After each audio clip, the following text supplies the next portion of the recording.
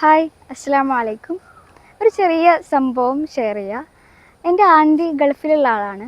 ആൾ നാട്ടിൽ വന്ന സമയത്ത് എൻ്റെ അനിയൻ അവരെ കാണാൻ ഭയങ്കര എക്സൈറ്റഡ് ആയിരുന്നു. അപ്പോൾ ഞാൻ അവനോട് ചോദിച്ചു, എന്താണ് ആൻറ്റീനെ കാണാൻ എത്ര ആവേശം? അപ്പോൾ അവൻ പറഞ്ഞു, ആൻറ്റി എനിക്ക് മിഠായി കൊണ്ടുവരുമല്ലോ എന്ന്. അപ്പോൾ ഞാൻ ചോദിച്ചു, എനിക്ക് ആൻറ്റീനെ കാണാനോ വേണ്ടത് അതോ മിഠായി ആണോ വേണ്ടത്? അപ്പോൾ അവൻ പറഞ്ഞു, എനിക്ക് ആൻറ്റീനെ കാണണം, പക്ഷെ എനിക്ക് മിഠായി കിട്ടുമല്ലോ, ആ മിഠായിലേക്കാണ് ഫോക്കസ്. ഇത് കുഞ്ഞുങ്ങളാണ്, അവർ നിഷ്കളങ്കരാണ്, അവരുടെ കാര്യം. പക്ഷേ ഇത് നമ്മുടെ സൊസൈറ്റിയിലൊക്കെ ഒരുപാട് കണ്ടുവരുന്നൊരു സംഗതിയാണ്. ഒരു കോൺസെപ്റ്റ് തന്നെയുണ്ട്, മെറ്റീരിയലിസം എന്ന് പറഞ്ഞിട്ട്. ഇതുകൊണ്ട് ഉദ്ദേശിക്കുന്നത് നമ്മുടെ റിലേഷൻഷിപ്സ്, ഇമോഷൻസ്, ഇതിനേക്കാളൊക്കെ നമ്മൾ ഫിസിക്കൽ തിങ്സിന് പ്രാധാന്യം കൊടുക്കുക.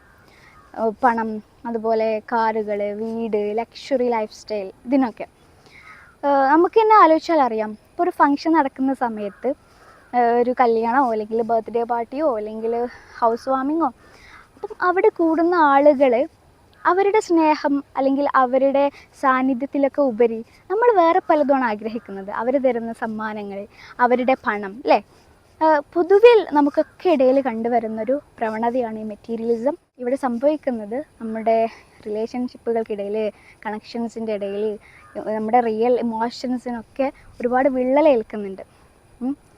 അപ്പോൾ നമ്മൾ മനസ്സിലാക്കേണ്ടത്, ഈ മെറ്റീരിയലിസം എന്നതിനപ്പുറം നമ്മുടെ റിയൽ വാല്യൂസിന്, നമ്മുടെ ഇമോഷൻസിന്, നമ്മുടെ റിലേഷൻഷിപ്സിനൊക്കെ നമ്മൾ ഇമ്പോർട്ടൻസ് കൊടുത്തു കഴിഞ്ഞാൽ അവർ life will be so beautiful.